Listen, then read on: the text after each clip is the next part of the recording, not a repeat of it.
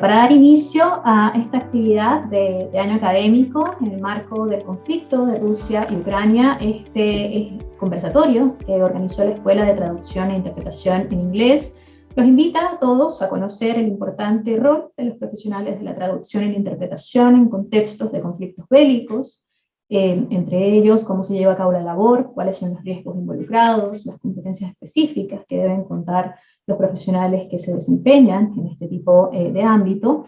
Y por eso, hoy en nuestra bienvenida contaremos con la presencia de Paula Sensi, que en el año 2019 obtuvo el premio de defensa otorgado por el Ministerio de Defensa de España por su trabajo de fin de carrera relacionado justamente sobre la interpretación en zonas de conflicto. Para contarles un poco acerca de Paula, Paula es una traductora e intérprete de conferencias española, se tituló con los grados de Lenguas Modernas y Traducción y Estudios Ingleses por la Universidad de Alcalá en Madrid, y de Idiomas Modernos y Medievales por la Universidad de Cambridge del Reino Unido. También cursó el máster en Interpretación de Conferencias de la Universidad Pontificia Comillas de Madrid, y durante su trayectoria académica ha investigado tanto sobre la censura literaria en España como sobre la traducción e interpretación en zonas de conflicto, por lo que ha escrito varios artículos y trabajos sobre defensa, relaciones internacionales e historia de la interpretación. Ha trabajado como formadora, traductora e intérprete freelance en español, inglés, francés e italiano, y actualmente trabaja en Alicante como Young Professional en el Departamento Digital de la Agencia de Propiedad Intelectual de la Unión Europea. Así que es un placer para nosotros, Paula, que hayas aceptado nuestra invitación para conversar la tarde de hoy con nosotros. Así que te cedo la palabra y muchas gracias por acompañarnos. Bueno, muchas gracias a vosotros por invitarme. La verdad que para mí es un placer y es un honor estar aquí porque, como habéis dicho, cualquier iniciativa que dé visibilidad a la profesión de los intérpretes, ya no solo en zona de conflicto o en conflictos bélicos, sino en la interpretación en sí, ya es una iniciativa muy bonita, ¿no? Así que yo os agradezco el haberme invitado y estoy muy feliz de estar aquí. Y nada, pues lo habéis dicho todo, no tengo mucho más que decir, simplemente me gustaría empezar y cualquier cosa que me queráis comentar a lo largo de la presentación lo podéis poner en el chat y luego lo vemos juntos y ya está. Entonces, si os parece bien, empezamos. Voy a compartir mi pantalla y os cuento un poco. Bueno, pues eso, como ya os han comentado, yo soy Paula Sensi. Me gustaría, antes de empezar, dar las gracias, evidentemente, a la Universidad de las Américas ya por contactar conmigo, por invitarme a asistir. Y luego, pues, comentaros un poco eso, que yo empecé a investigar en la Universidad de Alcalá cuando empecé la carrera, y ya de ahí fui siguiendo a lo largo de mi trayectoria académica, ¿no? Entonces, bueno, un poco ya lo ha comentado Carmen, pero bueno, por deciros, yo hice un primer trabajo de investigación en la Universidad de Alcalá con un corpus de datos más pequeño, y luego ese fue el que publicó el Ministerio de Defensa. Luego tuve la suerte de que me permitieran ampliar ese trabajo cuando hice el máster, la maestría de CISNO, en la Universidad Pontificia de Comillas. Y ahí fue cuando amplié el trabajo. Y es un poco lo que os voy a comentar hoy, ¿no? Las conclusiones que he sacado a lo largo de estos trabajos. No voy a hablar de uno en concreto, sino en general de varios. Y luego me gustaría hacer una mención especial a Histocast, que es un canal de podcast que hay aquí en España y son unos colegas bastante interesantes. Y con ellos grabamos dos podcasts hace poco, relativamente poco, a raíz de tener que evacuar a intérpretes de Afganistán.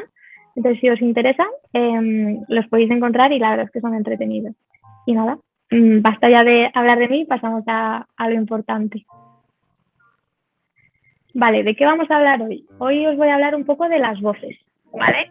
Cualquiera que se dedique a la interpretación sabe que la herramienta de trabajo es la voz y que como tal es importantísima. Pero también como intérpretes tenemos que escuchar un poco la voz de otros, evidentemente. Entonces hoy vamos a hablar de las voces del pasado, la voz de los militares y la voz de los propios intérpretes.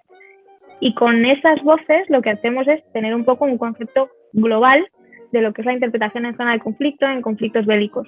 Y ya de ahí podemos entrar a hablar en detalle sobre determinados aspectos. Entonces, lo primero de todo es tener claro qué es un intérprete de guerra. Porque claro, podemos decir que tenemos una idea de lo que puede ser, pero realmente no tenemos un perfil oficial ni nada que nos diga un intérprete de guerra hace esto, esto, esto y esto. Sino que es distinto. En la interpretación, vosotros lo sabéis, tenemos la interpretación de conferencias, la interpretación de servicios públicos, la interpretación de enlace. Entonces tenemos muchas y los intérpretes de guerra hacen un poco de todas, ¿no? Tenemos, pues en interpretación de conferencias, yo lo sé bien porque lo estudié en el máster, tenemos interpretaciones en charlas, en eventos, incluso esto mismo, este webinar sería una interpretación de conferencias si hubiese un intérprete. En servicios públicos tenemos a intérpretes que están a lo mejor en hospitales, quizás, o están asistiendo en campos de refugiados, ¿no? Un intérprete de guerra también puede estar en un hospital o asistiendo en servicios sanitarios, pero también puede estar interpretando una reunión que haga falta. Entonces vemos que tiene dinámicas de distintos perfiles. Y ese es el primer problema, que no tenemos un perfil determinado de un intérprete de guerra, sino que es un poco, suena un poco mal, a mí me gusta decir que es como un pulpo, que tiene muchas patas y que se va moviendo, ¿no? Y esto es así. Así que una vez que ya sabemos lo que es un intérprete de guerra, también nos tenemos que quitar un poco de la cabeza esta idea romántica de que vemos en las películas, ¿no? Del intérprete que va a la guerra y que lucha. Y estas cosas no son así. Un intérprete es un profesional. Y tenemos que tener en cuenta el tipo de formación que se necesita para ser un intérprete de guerra. Entonces, dicho esto, ¿qué formación podemos tener y qué perfiles tenemos entre los intérpretes de guerra? Porque, claro, depende del contexto, vamos a necesitar unos u otros. La profesión del intérprete de guerra en conflictos bélicos, en zona de conflicto, en zona de operaciones, tiene muchos nombres. La profesión es una profesión que depende muchísimo del contexto, muchísimo. Entonces, dependiendo del contexto, va a tener que comportarse de una manera y va a tener que hacer un tipo de interpretación o va a tener que hacer otro tipo de interpretación. Entonces, ¿qué perfiles tenemos? Tenemos un intérprete que pueda ser in-house, que se llama. Ese intérprete in-house es un intérprete que va a formar parte de la organización oficial que está, por ejemplo, a cargo de la misión. Un intérprete que esté en una embajada, por ejemplo. Un intérprete, bueno, lo hemos visto en Afganistán, intérpretes que estaban trabajando en la embajada de Kabul, son intérpretes in-house, que se llaman. O intérpretes que forman parte de, a lo mejor, el Ministerio de Defensa del país o dentro de algún ejército concreto, ¿no? Eso es dentro de la institución. Esos intérpretes tienen un nivel de seguridad ya acreditado, es decir, que están validados, han pasado pruebas, etcétera, etcétera, y ya se conoce cómo trabajan, tienen su formación, son profesionales. Luego, por otro lado, tenemos el personal militar. Esto no es muy frecuente, pero se puede dar ocasiones en las que el propio militar hable más de un idioma o porque por doble nacionalidad o porque tenga familia que le ha ido enseñando varios idiomas. Entonces, no es muy frecuente, pero bueno, puede pasar. De hecho, lo vamos a ver más adelante en uno de los casos. Luego tenemos un intérprete profesional, es decir, un intérprete que esté formado, a lo mejor como yo, en interpretación de conferencias y que pueda dedicarse a la interpretación en caso de que le llamen como externo y le contraten para realizar este servicio en una zona de conflicto. Y si todo eso falla, tenemos a un civil local. Este civil no tiene por qué ser intérprete, simplemente es una persona que puede, o incluso a veces no puede, hablar el idioma para el que le piden interpretar. Pero es un civil que se ofrece o al que contratan para hacer de intérprete. Puede ser un hombre que en su vida cotidiana tenga una librería o trabaje como profesor, por ejemplo, y se le contrate para esto. Entonces, esos son los 4 perfiles que se establecen a raíz pues, de investigación, de hablar con gente, pero son un poco categorías generales. Luego hay que ver el contexto de cada uno, porque es lo que hemos dicho, ¿no? Que no hay un perfil establecido.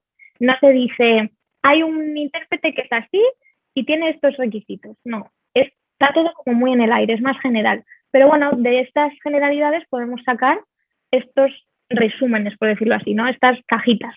Entonces, con estas cajitas vamos a ver lo siguiente, que es de dónde venimos. Porque claro, la interpretación, lo decimos ahora, ¿no? Tenemos estos perfiles, el intérprete de guerra hace esto, pero para saber dónde estamos y hacia dónde vamos, tenemos que saber también de dónde venimos, porque al final de la historia se aprende. Uno puede pensar, bueno, a ver, como interpretación de guerra en conflictos bélicos, quizás lo más lógico es pensar más hacia el futuro. El pensar, bueno, según este equilibrio que tenemos ahora mismo en el mundo o según esta zona o este ambiente geopolítico, pues a lo mejor me interesa aprender este idioma porque se puede entrever que ahí vamos a tener más operaciones. Y sí, efectivamente, sería lo más inteligente, adelantarse a acontecimientos. Pero por otro lado, para poder adelantarse a acontecimientos, también hay que ver qué ha pasado anteriormente, ¿no? Entonces es un poco un continuo lo que tenemos que ver. Por ejemplo, la interpretación en zona de conflicto, la interpretación de guerra, se remonta a la antigüedad. O sea, no estoy diciendo que esto sea algo actual. Ahora, por suerte, hablamos mucho más de ello, pero esto ya existía en la antigua Roma, con los egipcios, en Mesopotamia. Entonces, ya en la antigüedad tenemos datos de intérpretes o de personas que hacían de intérpretes en conflictos bélicos, en guerras. Antes no tenían por qué ser intérpretes formados, evidentemente. Generalmente eran esclavos o incluso, por otro lado, eran diplomáticos, gente a la que se había formado, familias que tenían recursos y dinero y que habían aprendido idiomas porque habían tenido la oportunidad de viajar. Entonces, a esas personas se les contrataba o se les llevaba como intérpretes. A los esclavos no se les contrataba, evidentemente. Pero tenemos todo un trayecto desde la antigüedad. Si ya desde la antigüedad nos están diciendo que los intérpretes hacían falta, que siempre hace falta alguien para intentar comunicarse, aunque está en un conflicto bélico, pues quizá podemos sacar conclusiones, ¿no? Si ya los romanos, tan inteligentes ellos, decían que hacían falta intérpretes, pues igual nosotros también deberíamos hacer hincapié en efectivamente visibilizar a estos intérpretes. Si os interesa todo el tema de la historia de la interpretación, la AIC, la Asociación Internacional de Intérpretes de Conferencia, tiene toda una serie de artículos sobre esto. Se llama Looking for Interpreter Zero. Luego, si queréis, os puedo pasar el enlace porque son artículos breves con datos de todo esto. Entonces vemos desde la antigua Grecia a las expediciones de Alejandro Magno, Julio César, la Malinche, los Trujamanes, Tupaya. Tenemos un montón de casos documentados de personas que han hecho de intérpretes a lo largo de la historia, hombres y mujeres. Y me parece muy interesante porque realmente vemos que hay una trayectoria. En el siglo XIX, lo tenéis aquí puesto, en el siglo XIX empieza a surgir un poco más la diplomacia. Y el hecho de que surja la diplomacia, a nosotros lo que nos enseña es que se insiste mucho en el aspecto de negociar, de comunicar, de hablar idiomas. Entonces ya vemos que hay una tendencia más reciente o más cercana a nosotros de cómo se intenta que la comunicación esté siempre, ¿no? Y sin intérpretes tampoco hay comunicación, o es una comunicación menos fluida. Entonces, ¿qué pasa? Que ya vemos que a raíz del siglo XX, con la Primera Guerra Mundial, la Segunda Guerra Mundial, vemos que se va instaurando más la disciplina de la interpretación. Vosotros, si lo habéis estudiado, los que habéis estudiado interpretación, ya sabéis que a raíz de la Conferencia de París se va desarrollando un poco más la disciplina, pero sobre todo la interpretación de conferencias. La interpretación de guerra como tal es lo que hemos dicho, que como depende tanto del contexto, pues a veces es de una manera y a veces es de otra. Un apunte, a mí me pareció muy curioso cuando estaba investigando para uno de los trabajos, me pareció muy interesante leer que en la Guerra Civil Española hubo intérpretes. Claro, yo, ingenua de mí, yo pensaba, una guerra civil en España es entre españoles, ¿no? Entonces, ¿qué necesidad hay de intérpretes? Pues sí, porque teníamos en ambos bandos presencia internacional. Teníamos por un lado unos países y por otros otros, con lo cual siempre necesitaban intérpretes para entenderse entre ellos. Curiosamente, muchos de esos intérpretes eran mujeres. ¿Qué nos dice esto? Que las mujeres en el ámbito de la interpretación son fundamentales también. Y ya lo veíamos en el siglo XX, en 1936, que fue cuando empezó la Guerra Civil. Y lo vemos porque estas mujeres lo hacían muy bien porque eran capaces de interpretar sobre el terreno y aparte conseguían relacionarse mucho con mujeres de los pueblos a los que iban, conseguían sacar información. O sea, no es de mal sentido, sino que conseguían realmente establecer relaciones de confianza. Esto a día de hoy es fundamental en zonas de conflicto en las que tenemos una cultura a lo mejor más cerrada o más tradicional, en las que un intérprete, un hombre, no se va a poder acercar a un grupo de mujeres para hablar de X tema. O a lo mejor en un hospital o en un centro de salud, para consultas médicas, se necesita a una mujer en según qué culturas, ¿no? En según qué tradiciones. Entonces, esto ya lo veíamos hace años y sigue siendo relevante a día de hoy y va a seguir siendo relevante en el futuro, ¿no? Las Naciones Unidas están haciendo mucho hincapié en la figura de la mujer en el mantenimiento de la paz. Entonces, si os interesa este tema, podéis seguir leyendo sobre ello porque hay muchísimo. Y a día de hoy, pues desgraciadamente lo vemos todavía, ¿no? Como tenemos ahora mismo un conflicto que está ocurriendo ahora mismo, en abril de 2022, y tenemos intérpretes en el conflicto Rusia y Ucrania. Evidentemente, quizás no interpretando entre los ucranianos o entre los rusos, pero tenemos a intérpretes que están acompañando a corresponsales de guerra y a reporteros y a periodistas. Y hay intérpretes sobre el terreno. Habrá gente que tenga formación y gente que no, pero intérpretes hay. Y eso lo estamos viendo hoy. Entonces, dicho esto, vamos a pasar ahora a hablar un poco desde la otra perspectiva. Ya hemos hablado un poco de la historia de hacia dónde venimos, de dónde venimos para ver hacia dónde vamos. Pero para saber hacia dónde vamos también hay que tener en cuenta más puntos de vista. No vale que yo diga, sí, los intérpretes son muy importantes, pero yo no tengo ni voz ni voto. O sea, necesitas algo que te respalde en lo que dices. Y una de esas cosas es la voz de los militares. Al final, si tú quieres saber algo, tienes que ir a la fuente y tienes que preguntar a quién te puede responder. Entonces, yo en mi caso, lo que yo pensaba era, a raíz de pues, toda la investigación que había hecho y de pues, con quién hables o lo que escuches, yo tenía una hipótesis. Y esa hipótesis al final la tienes que demostrar con datos. Yo pensaba que, bueno, la he puesto en inglés porque el trabajo estaba en inglés, pero vamos, que estoy segura de que lo entendéis todos, que vais a ser intérpretes estupendos. Yo tenía una hipótesis con dos objetivos, ¿vale? Por un lado, quería demostrar que los intérpretes son fundamentales para los militares.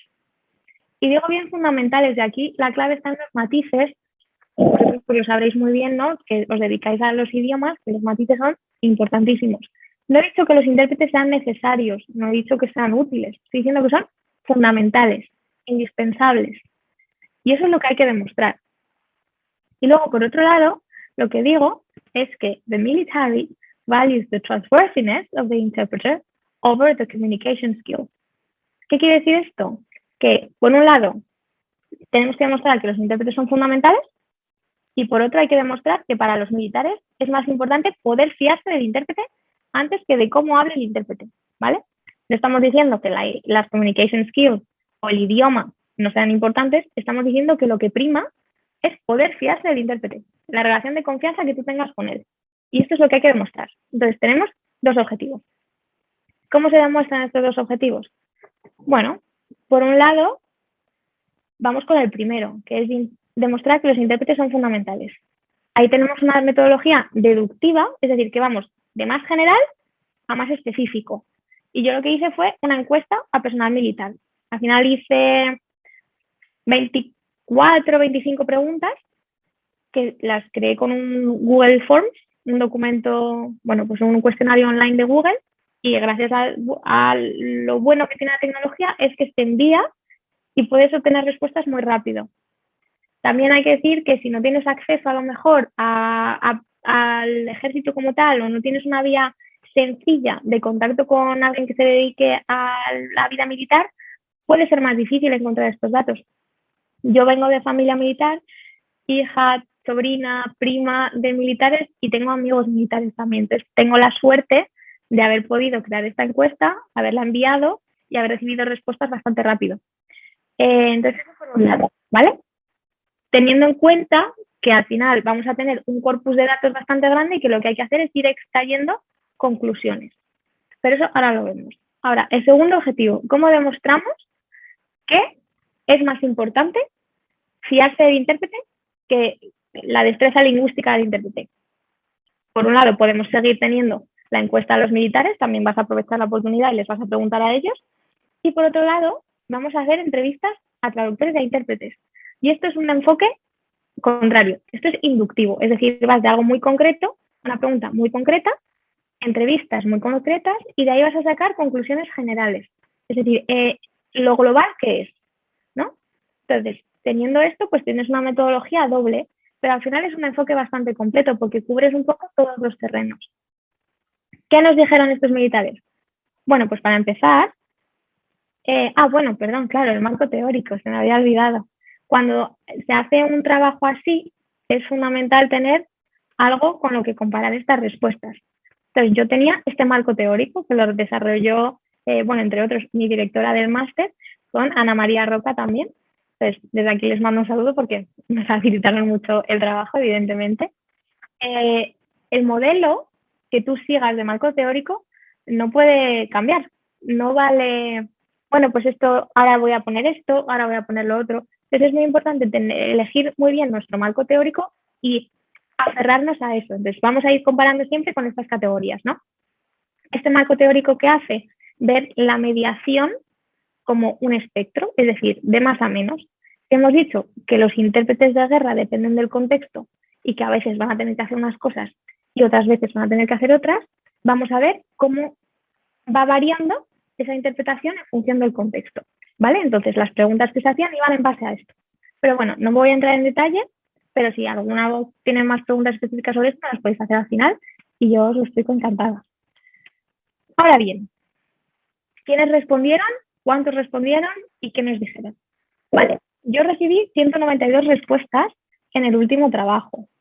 Y lo importante de esto no es tanto el 192 respuestas, sino el quién ha respondido y qué quiere decir. Aquí si nos fijamos, bueno, tenemos los códigos de la OTAN, porque los puse así para referencia, porque depende de las operaciones, son un grado u otro, y como los países tienen cada uno sus escalas militares, pues así es más fácil ver las equivalencias, ¿vale?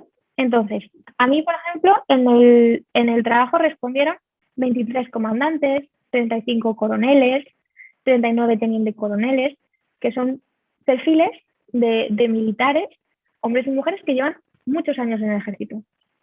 Y como llevan muchos años, no digo que sus respuestas valen más, porque no valen más, una respuesta es una respuesta, pero sus respuestas te puede dar la sensación de que son más fiables. Y son más fiables porque vienen de su propia experiencia. No es algo que alguien haya escuchado, no es algo que hayan comentado, es algo que ellos han visto y han vivido. Y como ellos lo han visto y lo han vivido, evidentemente te lo crees porque posiblemente hayan ido a más de una misión y hayan tenido que trabajar con más de un intérprete, ¿no? Entonces, el que ellos te digan esto te hace ver que tus respuestas, o bueno, sus respuestas, tus datos, son más fiables. Entonces, esto es fundamental porque tú te das cuenta de que lo que estás haciendo tiene un sentido y tiene un hilo conductor. Entonces, dicho esto, mirad, vamos a ver todas las operaciones en las que han estado. Estas son algunas, ni siquiera son todas, pero vemos que se han movido por muchas zonas en las que evidentemente ellos no controlan el idioma, ¿vale? Y lo que es muy importante de esto es ver que son operaciones, mira, algunas tenemos operaciones de la OTAN, otras tenemos operaciones de las Naciones Unidas, de la Unión Europea, bilaterales entre España y Francia, por ejemplo. Entonces vemos que si en la mayoría de estas operaciones han tenido algún problema con la interpretación, lo que sacamos de estos datos es que es un problema a nivel global, es un problema mayor de cómo se está enfocando esta disciplina de la interpretación en zona de conflicto. No es por un país concreto. A lo mejor España tiene unos problemas, pero es que a lo mejor Francia tiene otros, o Chile tiene otros. Entonces, lo que vemos aquí es que el problema es global, es general, no es específico de una zona. Pero este problema global lo que tenemos que hacerlo es llevarlo a nuestro terreno. Evidentemente yo no voy a hablar de lo que están haciendo en Italia, voy a centrarme en España, que es lo que yo conozco. Cuando les preguntamos qué pensaban ellos sobre la interpretación, directamente les dijimos si pensaban que los intérpretes eran necesarios. Y la grandísima mayoría, como podéis ver, respondió que sí, 190 de 192. Lo curioso de esto es que las dos personas que dijeron que no eran necesarios añadieron un comentario al final que decía que ellos no lo necesitaron porque en esa operación a la que fueron pudieron hablar en inglés, pero que si hubiesen ido a otra, posiblemente lo hubiesen necesitado. Entonces, claro, es un no que es un sí, pero lo ponemos como no porque es la respuesta que ellos han dado. Evidentemente a todos se les preguntó ¿por qué? ¿Por qué piensas que un intérprete es necesario? Y entre muchas respuestas decían que eran indispensables, que eran cruciales, que eran a cornerstone. A cornerstone es un pilar fundamental, que eran el vital cog, que es el cog, que es el engranaje. Entonces, un engranaje vital. O sea, tenemos indispensable, crucial, fundamental, un pilar, engranaje vital. O sea, no estamos diciendo que sean útiles, que si están bien y si no están tan bien. Están diciendo, los propios militares están diciendo que son esenciales, que son un vínculo común con los locales. Entonces, si ya desde el primer momento, preguntas 3 y 4, estamos viendo que ya se cumple el primer objetivo, podemos ver entonces que esto que decimos de que la interpretación de guerra es importante y que hay que visibilizarla, tenemos razón. Tenemos razón porque los propios militares, si se les escucha, esto se debe enfatizar todavía más. ¿Qué más hicimos? Pues preguntamos también, pues, ¿qué ventajas tiene trabajar con intérpretes? Porque todo tiene ventajas y desventajas. Las ventajas, que tenemos una comunicación fluida, la mediación cultural y entender el idioma local. Me gustó mucho que dijesen comunicación fluida porque implica bidirección, es decir, que me entiendan y que yo les entienda. Y luego esto se ve reforzado en que una de sus 3 prioridades es que se entienda el idioma, entender a los locales. Esto también va relacionado con el enfoque que tengan estas Fuerzas Armadas, ¿no? Si tú tienes un enfoque de ir a dar una mano tendida, lo que quieres es potenciar esta comunicación. Entonces necesitas a los intérpretes para no solo hacerte entender, sino sobre todo tú entender lo que te están pidiendo. Por supuesto, la mediación cultural no puede faltar porque cuando estamos hablando de idiomas distintos, culturas distintas, religiones distintas, una mediación es necesaria en cualquier aspecto. Entonces, el tener un intérprete es un poco lo que une los dos polos y lo que te va haciendo acercarte. Entonces, entiendo que por esa parte, los militares que llegan necesiten un intérprete. Aparte, tenemos también el aspecto de tras las hostilidades, dependiendo de las zonas, se puede ver que las Fuerzas Armadas que vienen de fuera son el enemigo. Entonces, tener un intérprete, 1 o 2, o los que hagan falta, que acerquen a un lado con otro, también le limita un poco esa noción de amigos, enemigos, etcétera, etcétera. Y eso lo seguimos viendo a día de hoy. Por otro lado, también les preguntamos qué era para ellos lo más necesario en un intérprete. Es decir, si yo tengo un intérprete, ¿qué es lo que pido que tenga ese intérprete? Y aquí lo curioso es que el 52% decía reliability, o sea, el fiarme del intérprete, el poder fiarme de ese intérprete. Por otro lado, que fuese preciso. Cuando hablamos de precisión, estamos hablando de técnica, con lo cual que tenga algún tipo de formación. No nos vale entonces un civil local que encontremos por la calle. Necesitamos a alguien que tenga algún tipo de técnica, porque nos importa mucho la precisión. Que controle la cultura, ¿vale? Y que hable el idioma. Pero como veis, el idioma no entra ni siquiera en el top 3 de prioridades, es lo menos votado. Y si es lo menos votado y va por detrás de la fiabilidad, estamos viendo que ya se va confirmando el segundo objetivo que teníamos, de decir que para los militares es más importante fiarse del intérprete que la destreza lingüística. Pero como esto es un objetivo un poco ambicioso, hay que hacer más preguntas para asegurarse precisamente esta respuesta. ¿Qué les pregunté entonces? Pues que qué valoraban ellos más en un intérprete. Y los resultados pues van un poco en línea con la pregunta anterior. Lo primero, la lealtad. Lo segundo, la fiabilidad y la confianza. Lo tercero, la profesionalidad. Lo cuarto, la comunicación, el conocimiento cultural. Y lo sexto es el idioma. Pero todo lo demás no tiene nada que ver con el idioma antes. Entonces tenemos lealtad, fiabilidad, confianza, que sean profesionales.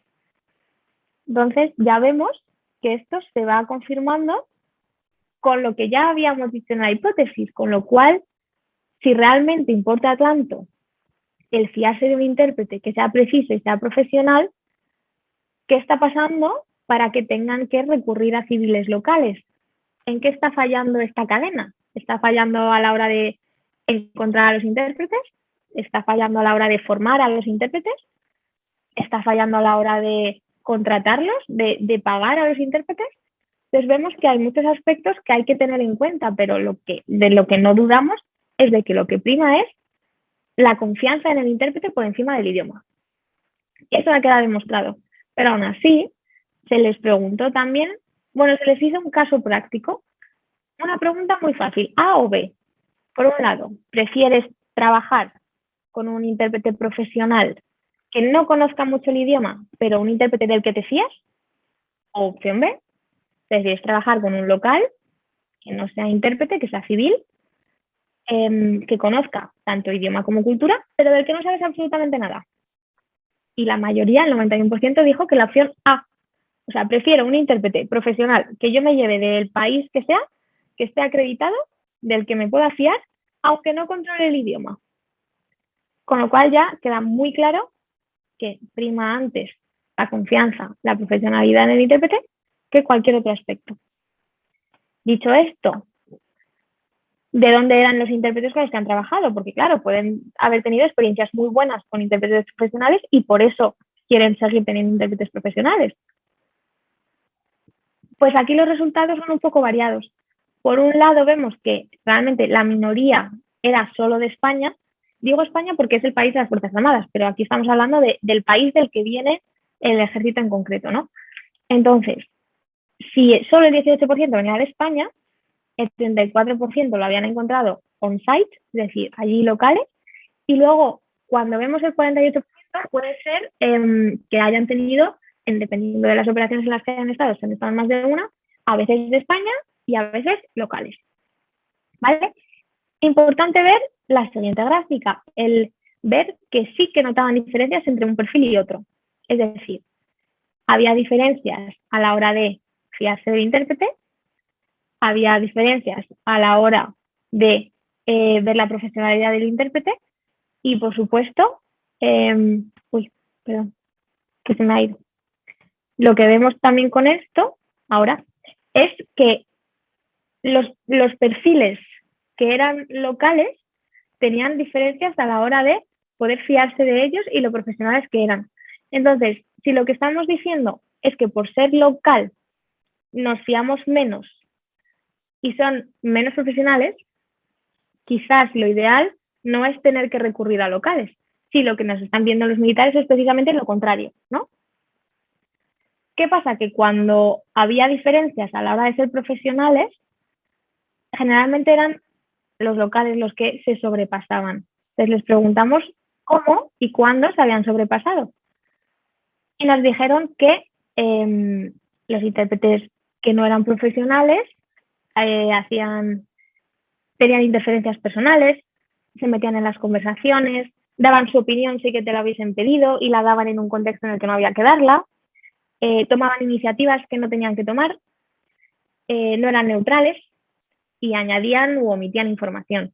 Una de las primeras cosas que nos enseñan a nosotros en interpretación es que tú, como intérprete, eres transparente, eres neutro. No puedes añadir información, no puedes quitar información, no puedes suavizar nada de lo que te dicen. Es decir, si tú tienes a un orador que está muy enfadado y está gritando, pues tú no te vas a poner a gritar, pero tienes que traducir el mensaje.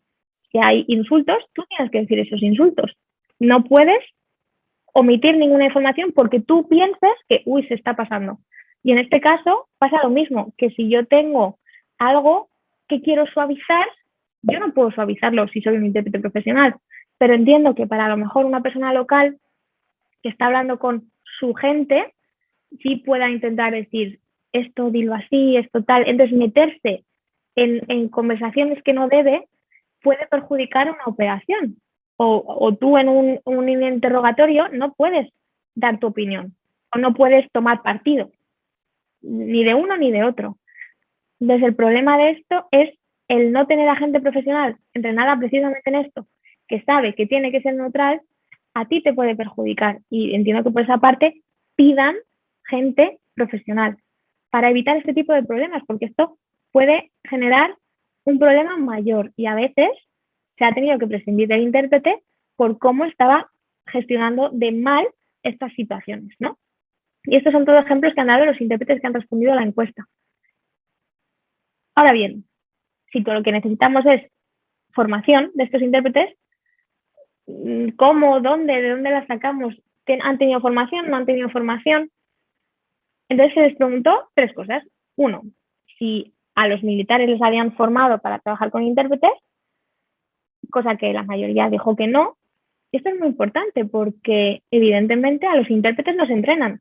O sea, yo recibí un máster de 1 año y en ese máster a mí me entrenaron a trabajar con gente que no sabe lo que es ser intérprete. Pero a la persona que me contrata nunca le han enseñado a trabajar con un intérprete. De hecho, se ha visto muchas veces que muchas veces a la persona que está hablando se le olvida que tiene un intérprete. No sé si habéis visto alguna, no sé, alguna entrevista a actores, actrices que están hablando y de repente se giran y ven que tienen un intérprete. Y dicen, ay, perdón. Ese tipo de cosas son las que hay que enseñar. Y si no te han formado a trabajar con un intérprete, no sabes que es preferible hacer frases cortas, ir haciendo pausas, que el intérprete tiene que descansar, que un intérprete no puede trabajar más de 40 minutos solo, etcétera, etcétera. Por otro lado, se les preguntó si los intérpretes habían recibido formación para trabajar con los militares. El 33% dijo que sí, me parece buena cifra, pero aún así que el 57% no lo supiera no me convencía tanto, porque al final un intérprete que va a trabajar con una institución militar tiene que saber de jerga militar, debería saber de operaciones. Si yo voy a un encargo, yo me lo tengo que preparar, pero si tú te vas a ir de misión, te tienes que preparar, ¿no? Ese tipo de cosas. Entonces, el que no se sepa o el que no esté claro, muchas veces quiere decir que igual no estaba tan clara su formación o su entrenamiento, ¿no? Entonces aquí deja un poco que desear. Pero la pregunta que me interesa mucho es la 21, porque les preguntamos a los militares si creían que se debería formar a ambos, tanto a militares como a intérpretes, para trabajar el uno con el otro y conjuntamente. Y el 93% dijo que sí. O sea, si los militares ya te están pidiendo gente profesional, de la que se puedan fiar, que hable el idioma, vale, que entienda la cultura, vale, pero lo que te están pidiendo es personas con las que puedan trabajar y te están pidiendo recibir una formación para trabajar con ellos, es un esfuerzo adicional. Pues si es un esfuerzo adicional que te están pidiendo es porque les compensa, porque hace falta. Y precisamente porque hace falta, esto es lo que hay que escuchar. Ahora bien, ¿quién se encarga de esta formación? ¿Un organismo militar? ¿Una organización internacional? ¿Lingüistas externos? Y esto es lo malo o lo bueno de esta pregunta, que vemos que hay muchos votos de cosas completamente diferentes. Vale, organismo militar. ¿Cuál? Si tenemos un montón. Organización internacional. ¿Cuál? Que hay muchísimas. Lingüistas externos. Intérpretes de guerra. ¿Cómo los encontramos si no tenemos un sistema establecido? ¿No? Lo que a mí me dio esta gráfica es que evidentemente hay dudas sobre quién se tiene que encargar de esta formación porque no queda claro cómo tiene que ser esta formación. ¿En qué hay que formar a los intérpretes de guerra? Evidentemente, en idiomas, en culturas, en religión. Tienen que saber de jerga militar. Tienen que tener una buenísima gestión del estrés y del tiempo. Un intérprete está de guardia siempre si está en una operación, porque no dejas de ser intérprete, igual que no dejas de ser militar. Si a ti te necesitan en un momento concreto, tú tienes que ir. Y si tú tienes que ir a un interrogatorio, vas a ir al interrogatorio. Pero si tienes que ir al mercado, vas a ir al mercado. Si tienes que pedir que arreglen un baño, tienes que pedir que arreglen un baño. Entonces tienes que ser una persona que se adapte con mucha facilidad. Y todo eso no es fácil. Y todo eso no viene de casa, lo tienes que aprender. Por eso te digo que es una formación muy extensa, pero es una formación que hace falta. Si realmente necesitas intérpretes formados, tienes que invertir en esta formación. ¿Pero qué dicen los intérpretes? Porque claro, una cosa es decir, sí, son muy importantes. O que en el pasado se diga, sí, desde la antigüedad hacían falta. O que los militares digan, no, queremos intérpretes profesionales. Pero ¿qué te dicen los intérpretes? ¿Hacen falta? ¿No hacen falta? A lo mejor los intérpretes de guerra que he entrevistado no tienen ningún problema, lo han hecho todo fenomenal a la primera y aquí no hay nada que hablar. Pero por desgracia no es así. Yo tuve la suerte de poder hablar con 4 intérpretes y una traductora.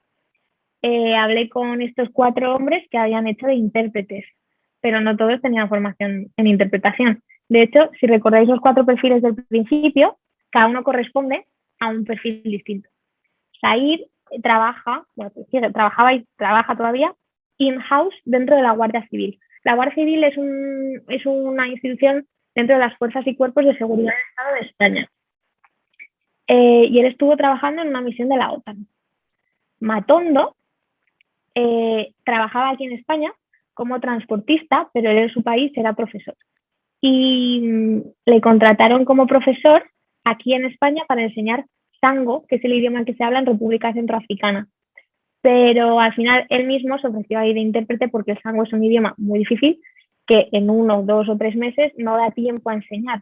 Entonces él se ofreció a ir con el grupo, como ya le conocían y le habían acreditado, se fue con ellos y no tuvieron ningún problema. Pero él en realidad era un civil local, no era traductor, no era intérprete, pero hablaba muy bien su idioma, evidentemente, y hablaba muy bien español porque llevaba muchos años en España. Luego estaba Kamuni, que es un cabo del Ejército de Tierra de España, y él hablaba árabe, entonces tuvo que hacer de intérprete en más de una ocasión, además de sus labores de militar. Y luego por último está Sayer, que cuando yo le entrevisté ya era traductor profesional, trabajaba en la embajada, pero cuando él empezó en su día era un estudiante que apenas hablaba español y la verdad es que su entrevista fue muy interesante, pero Sayer, por ejemplo, fue uno de los intérpretes que hubo que evacuar de Kabul y ahora está viviendo por España porque le tuvieron que sacar de allí porque estaba amenazado por haber colaborado con fuerzas armadas extranjeras, ¿no? Entonces vemos que realmente estos intérpretes también corren un peligro. Yo hablé con ellos y sobre todo hablábamos de los overseen struggles, ¿vale? Esos problemas que se pasan por alto, que ni siquiera nos paramos a pensar y que los intérpretes tienen que gestionar constantemente. Y son problemas que depende del contexto, te pueden ocurrir o no. A Said, por ejemplo, como en un principio no se fiaban de él, no le daban contexto, no le decían lo que estaba pasando y simplemente le decían, toma, interpreta. Pero claro, cualquier intérprete sabe que sin contexto no se puede interpretar, que unas cosas pueden significar una cosa y que dependiendo del contexto puede cambiar el significado, ¿no? Entonces, el que no te den un contexto implica que no se fían de ti. ¿Y cómo trabajas tú sabiendo que las personas que te han contratado no se fían de ti? Cuando tú eres un profesional. Entonces, ahí no es fácil. Y por otro lado, también nos decía que en los campos de prisioneros se viven situaciones muy duras psicológicamente y que para él eso era muy duro porque no se lo esperaba, nadie le había avisado y él no sabía a lo que iba. Al final tú vas porque piensas que estás ayudando y es verdad que estás ayudando, pero la situación que ves allí te es completamente diferente y tú tienes que gestionar eso. Entonces no es fácil, sobre todo si no tienes ningún tipo de apoyo externo, de nada. Y con apoyo me refiero a asociaciones oficiales, tenemos asociaciones de intérpretes de conferencias, tenemos asociaciones de traductores, pero no hay ninguna asociación oficial de intérpretes en zona de operaciones o en conflicto bélico. Por un lado también entiendo que por el aspecto confidencial de querer proteger sus identidades, pero el problema es que no hay tampoco ni códigos de conducta, ni cómo actuar, ni pautas, ni nada. Entonces estos intérpretes están completamente desprotegidos. Si hacen algo bien, genial. Pero si hacen algo mal, la culpa es suya. Y esto tampoco debe ser así. Por otro lado, Matondo nos comentaba lo que hemos dicho antes de las relaciones con fuerzas armadas extranjeras, amigos, enemigos, esto mismo. Él tenía muchos problemas con los locales, él lo decía, con su gente, porque no le querían ayudar porque estaba trabajando con los españoles. Pero realmente, si lo piensas así, él está allí para ayudar, no para ser amigo del enemigo, ¿no?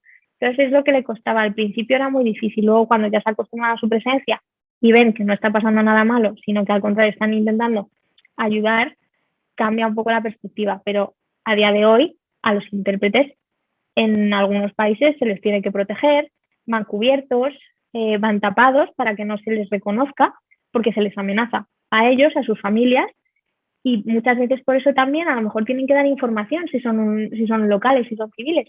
Tienen que vender esa información porque están amenazados. Entonces les ponemos en peligro si les contratamos también. Kamuni, ¿qué nos decía? Pues que para él era muy, muy, muy difícil tener que compaginar sus labores militares con las labores de intérprete. De hecho, me acuerdo que era divertido porque me decía que acababa más cansado de estar interpretando que de estar siendo militar. Porque claro, como intérprete, uno acaba muy cansado y yo lo pienso y desde la comodidad de una cabina de interpretación de conferencias, una acaba agotada.